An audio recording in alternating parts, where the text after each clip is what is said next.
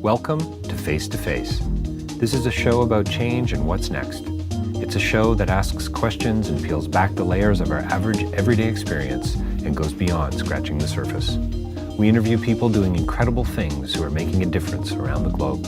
Join me as we listen in and get one step closer to understanding that big ideas shared create collaboration. Collaboration can inspire community, and communities create social change.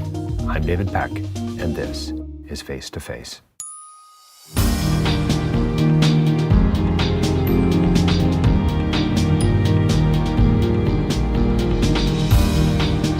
The interview today is with Jeff Gunn. He's a musician.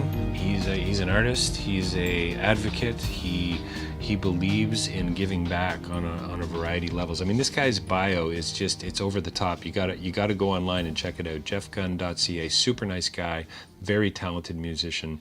He's won awards for his work. He's written music for years. He's an instrumentalist. He plays rock and classical and jazz. He's worked with a lot of different Canadian acts over the years, and he's got a real passion for the Global South. And he and I met at a conference, the Alliance Against Modern Slavery conference. I was speaking and he was performing. We met several years ago, and we've developed a bit of a friendship along the way. He's currently working with Emmanuel Jal, who you may or may not have heard of, who've done some significant work with an organization called War Child. Check out his site, jeffgunn.ca. It's a fun interview, and like I say, he's a talented guy. You need to stay tuned, because I think he's got an album coming out in the pretty near future. Jeff Gunn. So Jeff, thanks so much for joining us today. I really appreciate it. My pleasure. Hey, so listen, your bio on your website is ridiculous. It's you've been so many places, you've done so many things. I think in your own words, you're a musician, you're an activist, you're an academic. How do all those things connect? Well, I think it comes down to just having like an adventurous spirit, and just kind of following a lot of your interests, be they in music, be they in academia, be they in activism, whatever, and kind of linking them together. I'm kind of the mind that you can follow your talents, follow your interests, where they take you. And that might be a few different places, not just one. So I think that's one of the reasons why I've kind of pursued music, as well as working in the university system and school system and things like that as well. Yeah, it seems to me, you and I met, 5 years ago, I think, at an event in Toronto. It might have even been up at York University, which I think, is York where you studied? Yes, I studied there, and one of my mentors is also from the University of Toronto, but I'm based primarily at York University. And just before I go on with my question, what are your studies in? Religious studies or something like that? My studies are actually in African economic history. And, whoa, okay. Jeff, could you get a little more specific? Yes. I'll say that basically looking at wage labor history. That's what I studied. I look at the role of African contributions to that, particularly from Liberia and Sierra Leone. Okay. That's where I'm ready. Well, look, I want to chat more about that, but that's just for the audience. That's exactly how Jeff and I met. We met up at a conference maybe 5 years ago. It was the Alliance Against Modern Slavery. They put on their first event, and I think I've been coming ever since. I think I've emceed 3 or 4 of them, and you sit on the board, right? Yeah. That's right, and you've done a wonderful job emceeing, by the way. It's very inspiring to thank you. Hear you talk and your perspective on things. You know what? I appreciate that, and it's always it's fun. It's a pleasure to do, and I know there's some changes going on there as well. But so slavery. You're an academic. You're a musician. You've just got all these interests. How do you I don't know. How do you justify that, Jeff? I mean, most of us, I guess, justify is the wrong word, but how do you address that in conversation at a party with other people? Because most people are pretty focused, right? They're writers, they're electricians, they're performers, they're pianists, they're whatever. But you got, it seems like your fingers in a lot of pies. Sure. I think it all comes from the same place, And I was lucky enough in my early 20s to travel quite a bit. And throughout my 20s, actually, before moving back to Canada when I turned about 30-ish. And through that time, I thought basically everything I'd read about in while I was a student in school, all the articles you read about the different places and political issues and social issues, I saw a lot of them firsthand, traveling to Asia and Africa, Europe, South America, everywhere pretty much. And really it impacted me. And when I returned, I really wanted to take my talents, I guess, in music and in teaching and writing and things like that, and try to make an impact, because I don't think you don't have to be a billionaire or zillionaire to make an impact. We can all, regardless of where we're at, we can do something, positive in the world. So for me, it was all about education. I really value education, particularly as a way for young people in different parts of the world to move forward. So my son right now is at a point in his life where, Dad, what if you had $1 trillion? Yeah. What if? and I think we've actually gone out of our way to make up numbers like Sure. very large sums of cash that we would dole out accordingly around the world. Yeah, but Jeff, you used the word zillion. It just made me think of it. But why? Why don't you just want to be? I mean, you're Juno nominated, for heaven's sakes. You're playing with Emmanuel Jal. You've written for Nelly Furtado, etc. Why bother? Yeah, I don't know. It's a will inside me. Or it's a driving force, I guess. To use your life, beyond yourself, because I'm very much of the mind that material gain, yes, you need to take care of yourself, but I don't know, because of the experiences I've had abroad, I'd like to do a lot more in terms of providing and assisting with education for people who have, next to nothing, essentially, and giving them a shot at life, because they've got great talents as well that they can, bring to the world and stuff if they're given the opportunity. To share that. So that's motivation for me, I guess. Yeah. So, I mean, because of the show that we're on and the station that we're on and the audience that's probably listening, a lot of people out there are probably have a faith-based background or of one kind of spiritual framework or another. You've traveled a lot. You've studied African history and so on. You must have had to look at, I guess I don't want to come right out and ask the question where you sit from a spiritual perspective or a religious point of view, but where do you sit, Jeff? Sure, no problem. That's a good question. I think it's important to ask ourselves, definitely. Yeah. I can give you a little bit of history. I mean, I was born went to church as a kid in the Christian tradition. So that was kind of my starting point for my journey towards spirituality, I would say. My mother would take us to church and stuff, and I would play music at the church.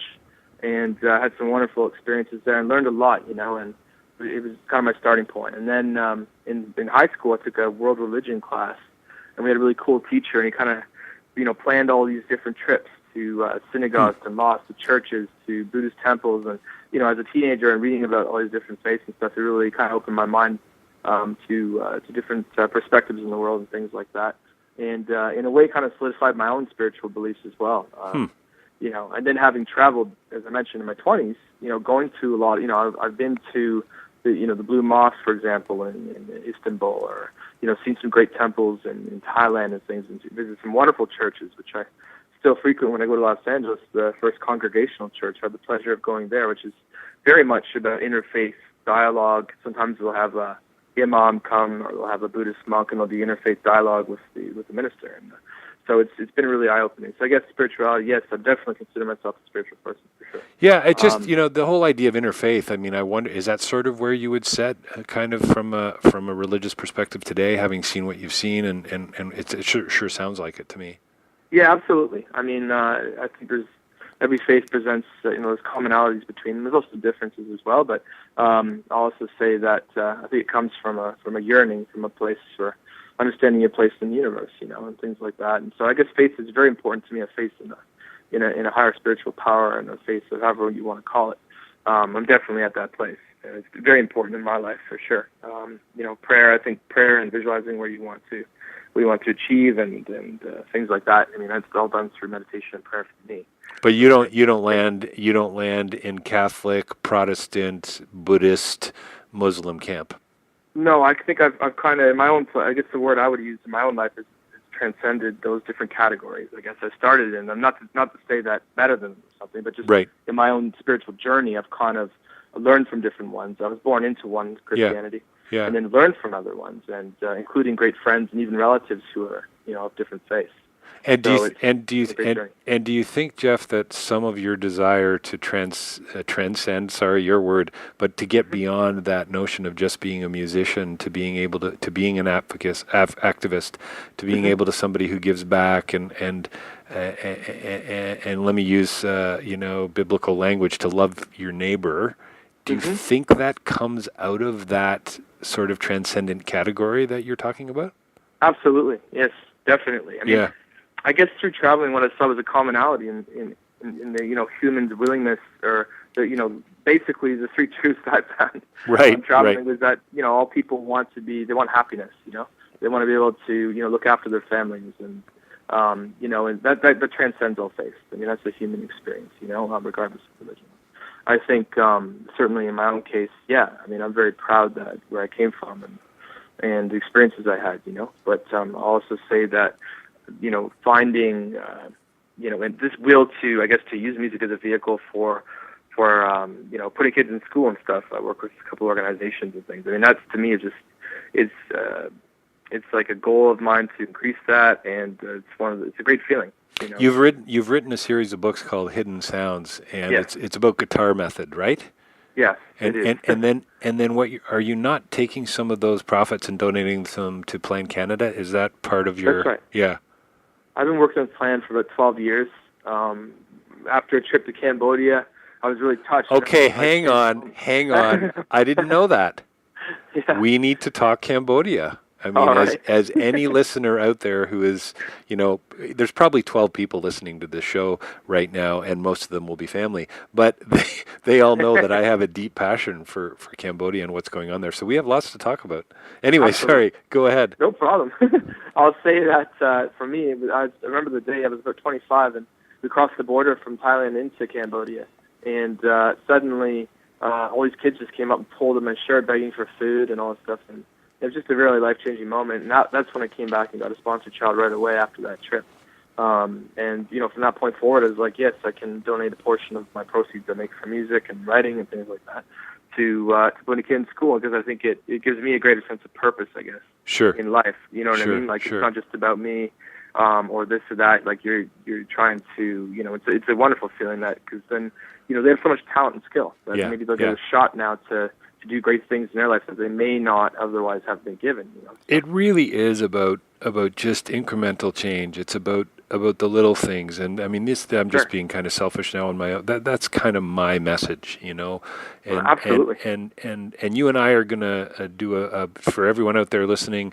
Jeff and I are gonna do a longer interview. We're gonna have to wrap this one up real soon, but we're gonna do a longer interview. It's gonna be available on my podcast, davidpecklive.com. It's going to be it's on a podcast called Face to Face.